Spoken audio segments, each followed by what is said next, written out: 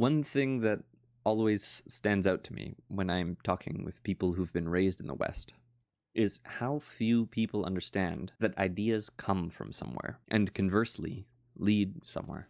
Perhaps it is a side effect of the common secular syncretistic attitudes towards belief systems, or in other words, the current cultural value that claims that there is no inconsistency between belief systems and that adopting or integrating small pieces from various worldviews is completely unproblematic and perhaps even helpful or good.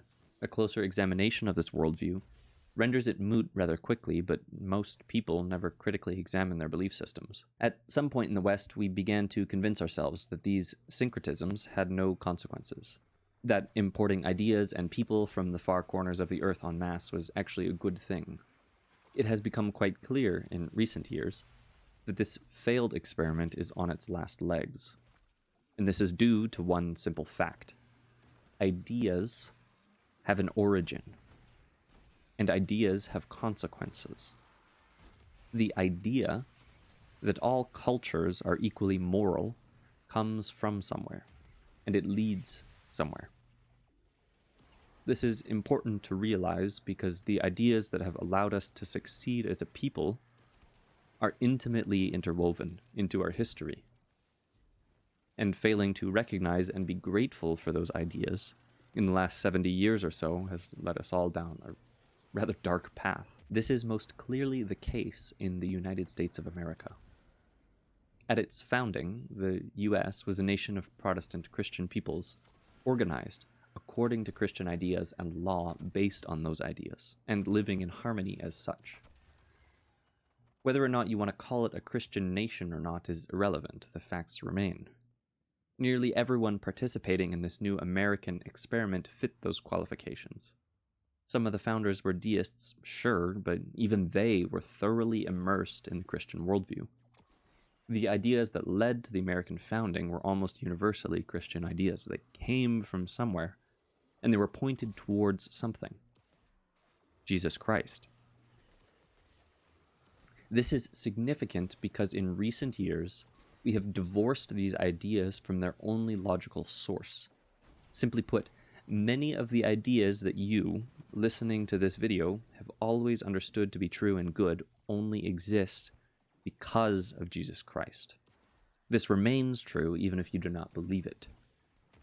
These ideas work solely because they are rooted in the character of a good God and his divine intention for us humans. Divorcing the ideas from their origin is what got us into this mess in the first place. We have treated ideas as independent and interchangeable, and allowed ourselves the fantasy that there exists no consequence for borrowing a few ideas from secularism from time to time, for example. As an aside, we have also treated people who adhere to these differing ideas as though there is no difference between them, although that is a topic for another time.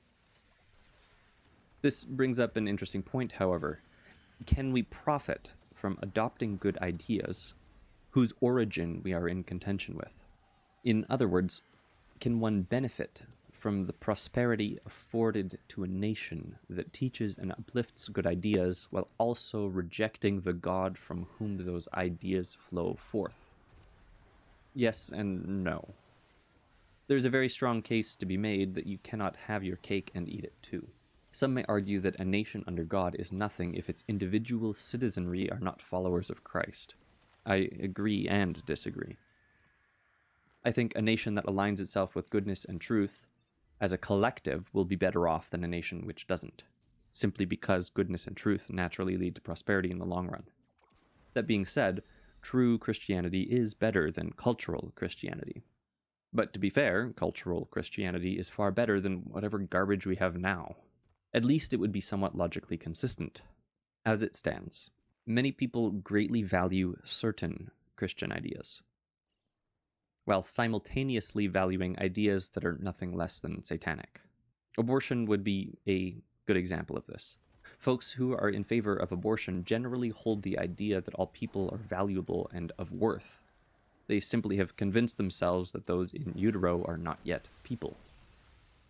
They also tend to not be Christian.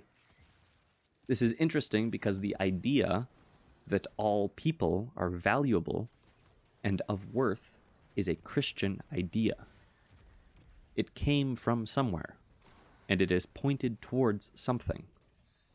In other words, the folks who seem to be almost always in direct opposition to Christianity operate on the assumption that parts of it are true, without acknowledging this.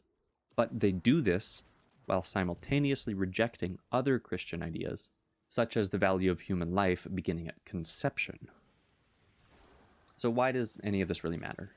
Is it really the end of the world that people live according to shopping cart worldviews, where they pick and choose beliefs as they please? It matters because ideas are not just ingredients on a shelf. They have an origin, they have consequences, and they interact and sometimes combat or correct one another. And suggesting that syncretism actually makes any sense is to deny the very existence of truth. At the end of the day, half-truths are still lies. If you pick and choose your truths, you're picking and choosing lies. Eve was deceived in the garden by a collection of half-truths. Satan loves to use truth, but truth distorted just enough that it becomes a weapon. Our human societies succeed to the degree to which they are properly pointed at that which is good, that which is true, and that which is beautiful. As long as we insist on arbitrating according to our own syncretisms, instead of according to the fount of truth himself, we will fail. We will fall. We will suffer. It's time for a return to form. It's time to return to a world where we acknowledge exactly where the ideas we value come from and where they are going. As always, thanks for listening. Let me know what you think.